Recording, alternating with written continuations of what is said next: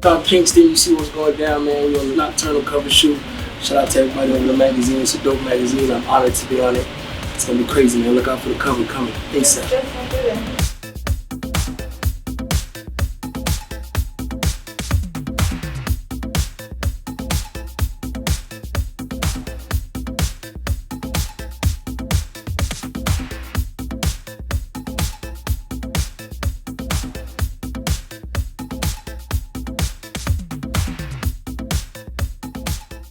See, I'm giving them different type of vibes. That's just a warm-up song, but I got NBA Youngboy on there. I got Trippie Redd.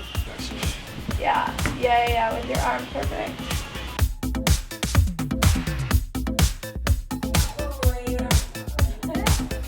I got it. You got it. Thank you guys. I love you guys. That's a wrap. Hi, Sean. How are you? I'm doing good. How are you? I'm doing well. Hope you've had a great week so far. Thank you so much for speaking with me today. No problem. Mhm. So I just finished listening to your latest single the other day, Love is Wonderful. And I think it's amazing. It has such a perfect vibe for summer.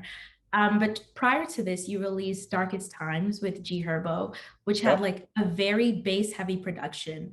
Love is Wonderful is so different. Why did you choose this song to follow up Darkest Times?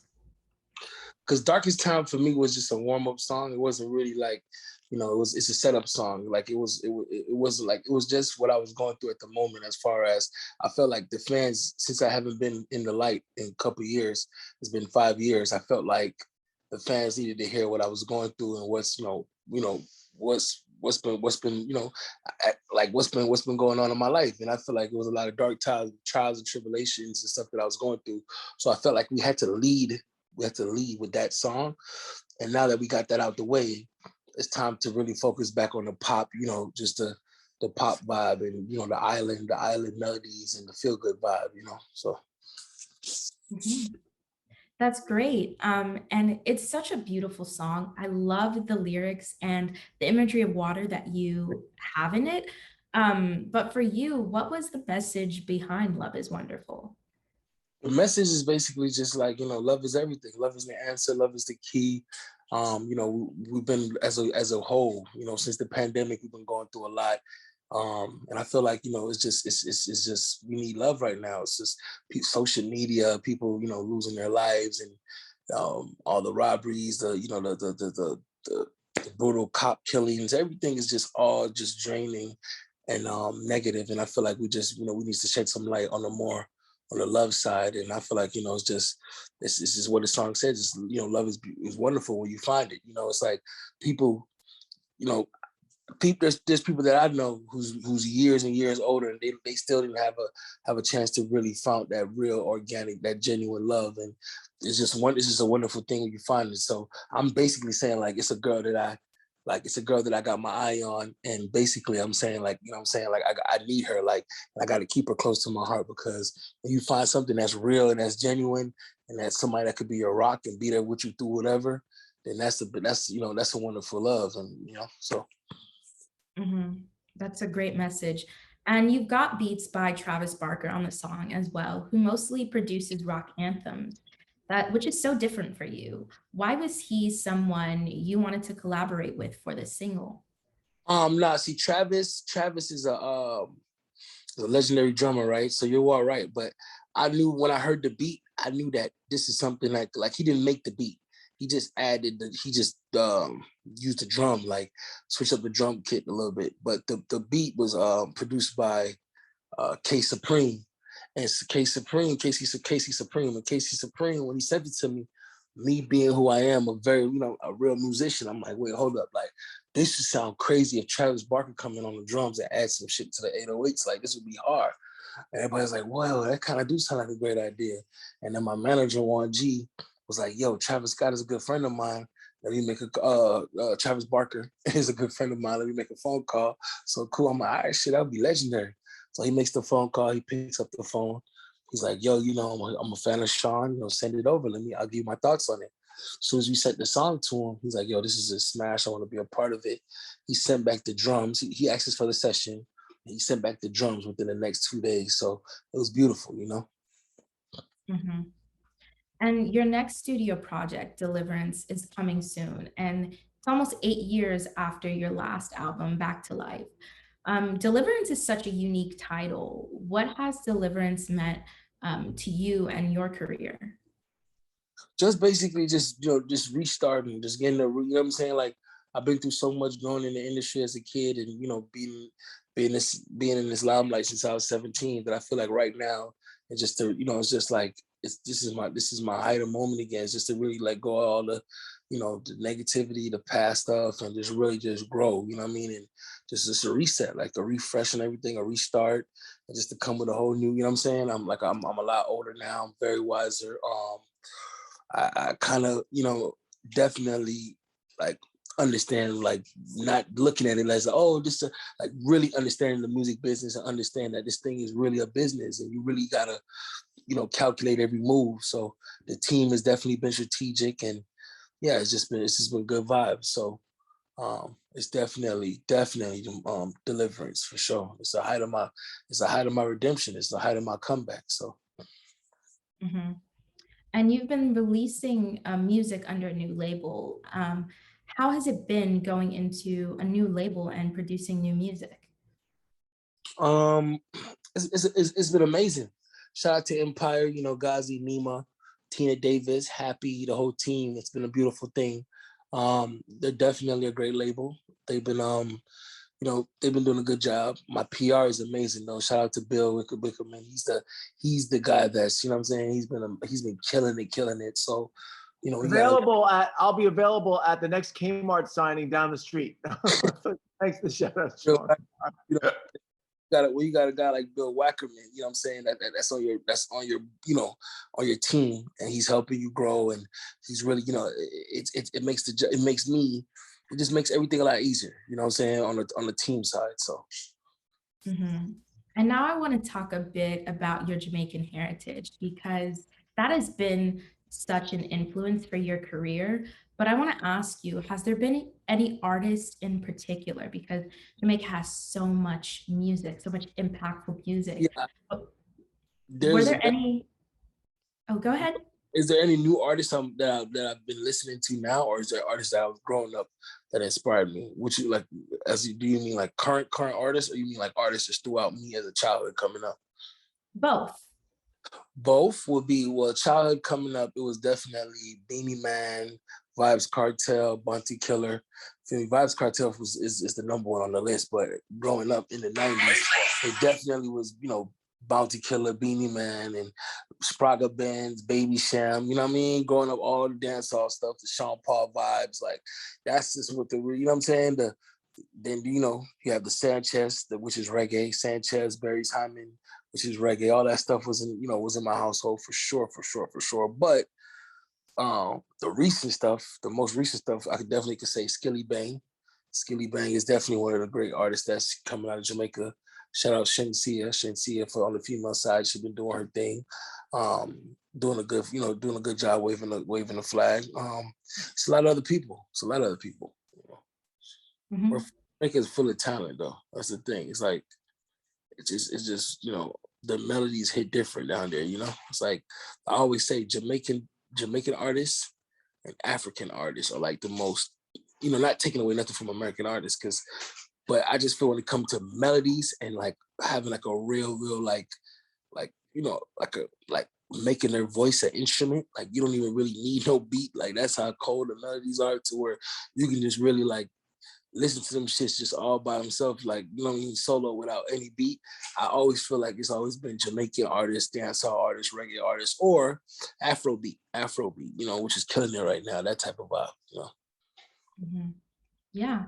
And speaking of collaborations, you've collaborated with so many heavy hitters. I mean, Nicki Minaj, Justin Bieber, Chris Brown. Is there anyone else that you would love to collaborate with soon? Yeah, I would definitely love to work with Kanye West. He's one of my favorites, man. Like as far as his mind is just so crazy.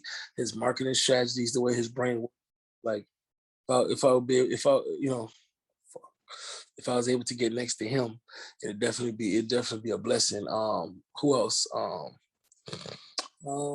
Drizzy. I love Drake. Always been a fan of Drake. I mean, I just got off the phone with him too, like 2-3 weeks ago. So we're gonna try to put some plays together when we come back in from Canada. But I always been a fan of him and his melody. So he'd be somebody I love to do some stuff with. That's just really it right there. Kendrick Lamar, J. Cole, maybe, I don't know, you know what I'm saying? Also not maybe, but definitely I'm just thinking in my head, like, yeah, for sure. K. Dot, J. Cole, you know what I mean? Like, also just artsy, like different type of vibes. But then, Travis Scott is also somebody I look up to as well when it comes to production and creativity. So that's always, me and him grew up like we really was, like grow, like when he was growing his career, when he was younger, years and years back, we were rocking every day. So that's one of my homies that I already knew once we get in the studio what it's gonna be like already. So I think that'll be crazy. But just yeah, those be my top picks as right now. Mm-hmm. Now, a lot of people grew up listening to your music, from Beautiful Girls to Fire Burning, but how would you say you've grown with your music? My music is definitely, because just the concepts, what I got to talk about, you know what I mean, as far as like the situations I done been in is a lot older. I done been around the world 3-4 times, so I done been in, I've seen all the different cultures and different things. I would just say just the concepts, the melodies, the choice of direction, rhythm, everything is just more grown, and more elegant on another level. It's still like the old Sean, but it's just me being, it's like the old feel good, catchy melodies, but it's just an older vibe to it, And then it's just like it's spaced out because we're doing all, like, you might hear me on a song with Trippie Redd, No Cap, but then you might hear me on a song with Fabio and TJ, but then you might hear me on a song with Ozuna and Sway Lee, or maybe me and Natty Natasha, me and Danny and Marley. Like, it's a wide project. You know what I'm saying? It's a project that has like some of the hottest young guys that's doing their thing right now, as far as, G Herbo, shout out, that's my, I love Herbo. That's one of my closest dog. So such same thing as TJ, shout out to him, shout out to both of them. So you got Herbo, TJ, you know what I'm saying, NBA Youngboy. Matter of fact, free NBA Youngboy. Like, I've been around a lot of artists, one of the most artists, I can literally say this. For him to be as young as he is, he has to be the youngest artist I've ever learned so many things from. Like, I've been in the studio with everybody you could really name of, like, and they just didn't move me the way intrigued, interesting, like watching the process of creation was. Nobody would move me like how NBA Youngboy when he just, it just was mind blowing, and I love that, because that's hunger, that's the passion, that's the real love for the art of music, and seeing him create in his workspace, it was definitely a blessing. So shout out to NBA Youngboy, a dude that's always standing 10 toes. He really grews up, loyalty and principle. He's on my album as well. Free him, you know what I mean? Much love to him. And like it's just like I said, it's just a wide vibe. It's just I could do stuff like that, but I also can do these world big pop songs too, that everybody could just put their hands in there and just have a great time to. So just a mix of everything. Mm-hmm. And speaking of young artists, you were a young artist. You were discovered early on MySpace, from what I read. Can you tell me a bit about being signed at such a young age and coming into this music industry and just blowing up at a young age? Yeah, it was crazy, man. Just it's just a lot of pressure. Just a lot of pressure. Like, a lot of artists, they say they really want this life, but when you coming in, as a teenager, it's a whole different thing. You gotta really just make sure you're on your P's and Q's, but then it's also like, you gotta, like, you're constantly on the go. You're living out a suitcase, you're moving like this. So, you go from a normal teenage life of, okay, you gotta wake up, go to school, or do that. But now it's just like you gotta do 8 interviews, this over here, you gotta do this, you gotta come over here and be on time for this. You got that person trying to pay you to do, like, it's just a lot, and it's a business. And I feel like that's just the part you gotta really understand, that like, okay, this is like, okay, it's just like like another job. It's, this is really like, I gotta go to work and I gotta make, I gotta do what I gotta do. And it's gonna be fun times, of course. You get a lot of stuff for free, and you get to travel to all these new places, and it's just a lot of stuff that a lot of perks too as well. But it's it's very draining, and you got to make a lot of sacrifices. And I feel like a lot of people don't shed light on that side too. But definitely it was crazy because when I first blew up, my mom was in jail too, so she was in prison, and I was basically out on the streets by myself, really doing it. So it was really kind of hard. I didn't really have too much people in my corner, family wise. My mom definitely, what I'm saying, like held it down while she was there on both sides. So my dad, I didn't really have that much of a relationship with my dad, so it's kind of just me, my brother, my sister, and we kind of thugged it out and make it work, But it was a lot though, so. Yeah. And so coming up as a young artist, do you have any advice to any young musicians out there who want to get into the music industry? Just to be original, stay focused, try to come with your own sound.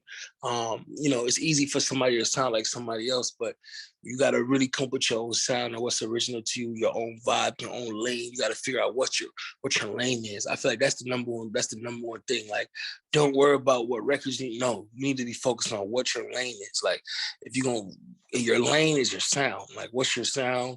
What you stand for? As soon as the first 5 to 10 seconds come on, somebody has to know who that is about, from an ad lib, from some type of, like, you got to signify yourself. Like, if I come on a song, Kingston, yo, what, big up, like, whatever, you got to know the Sean Kingston.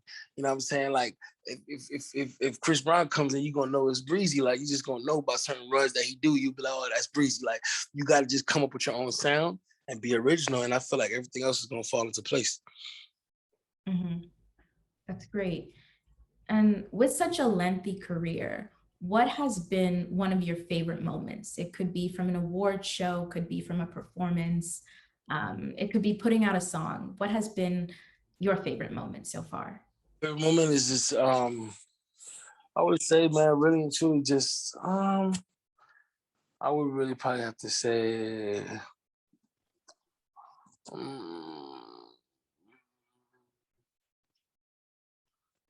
don't know. It's a lot of them. It's a lot of them though. But being on tour with Beyonce was pretty amazing. That was legendary. But I done had so many crazy moments, man. It's a blessing. I don't know. That's a good one. That's a good one. I would just say I couldn't even really answer that one because there's just so many there's just so many big highlight moments. You know what I'm saying? Like, for sure, from stadium performances to a lot of different stuff. So. Mm-hmm. And what was it like being on tour with Beyonce? Amazing, fun, Queen Bee selling out every night, arena, waking up onto the next city, a lot of choreography, a lot of, just a real show, like, dope. Mm-hmm. That's great. And so with all of this in mind, what would you say is the biggest lesson you've learned in your career?